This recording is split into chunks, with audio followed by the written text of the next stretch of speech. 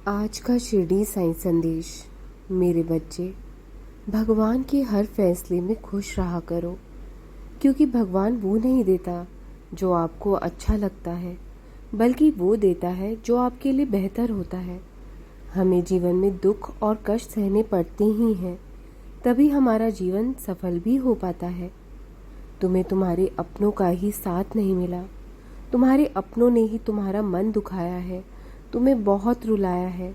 मेरी बात याद रखना हमेशा।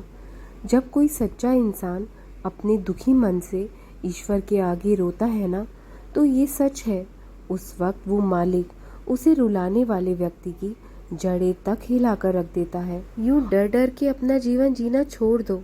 अपना जीवन आज़ादी से जिया करो, बिना किसी खौफ के कि लोग क्या कहेंगे, कि लोग क्या सोचेंगे। इन सब फालतू बातों पर अपना समय बर्बाद मत करो, क्योंकि लोगों ने तुम्हारे मुश्किल वक्त काम नहीं आना। अपनी सेहत पर ध्यान दिया करो, क्योंकि वही आगे चलकर तुम्हारे काम आएगी। मुझे मालूम है सब तुम्हारे खिलाफ है, घृणा करते हैं तुमसे सभी। तुम्हें इसके पीछे का कारण भी नहीं मालूम कि वो लोग तुम्हारे साथ ऐसा क्यों कर रहे हैं, लेकिन आज मैं बताता हूँ इसके पीछे का कारण क्या है।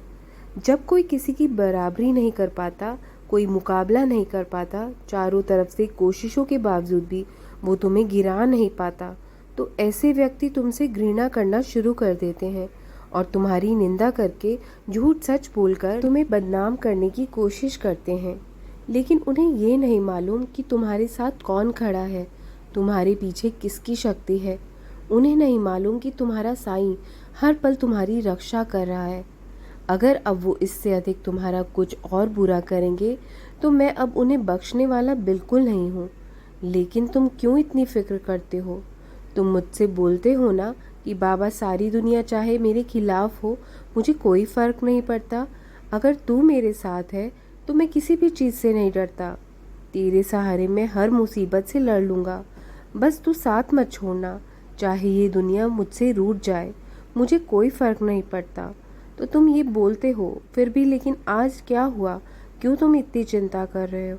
क्यों तुम हिम्मत हार रहे हो? भले ही तुम मेरा हाथ छुड़ा लो, लेकिन मैं तुम्हारा किसी भी हालत में हाथ नहीं छोड़ूंगा। तुम गिरोगे, फिर उठोगे और फिर आगे बढ़ोगे।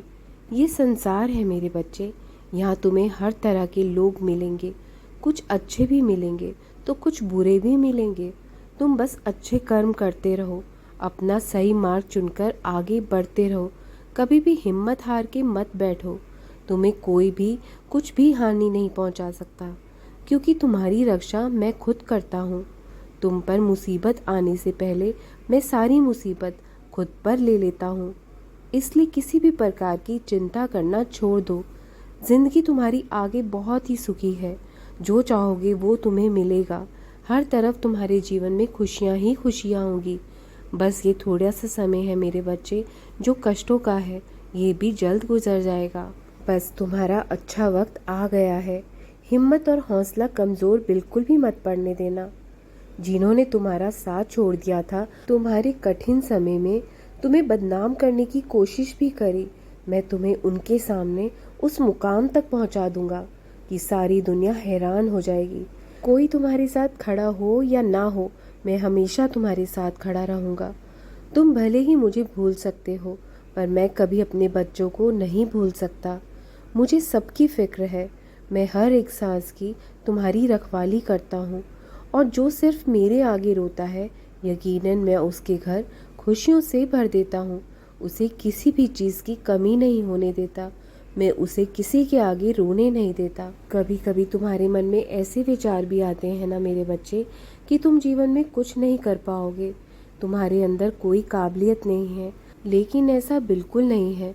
अपने मन से इस तरह के नकारात्मक विचार निकाल दो। तुम चाहे अपने बारे में जितना मर्जी गलत सोचते रहो, लेकिन उस मालिक की कृपा का कुछ नहीं पता कब किस पर बरस जाए। क्या पता कल सुबह तुम जागो और तुम्हारे वो सब काम बन जाए जो तुमने कभी भी सोचा ना हो। तो कभी भी दिल छोटा करके या मायूस होकर मत बैठो।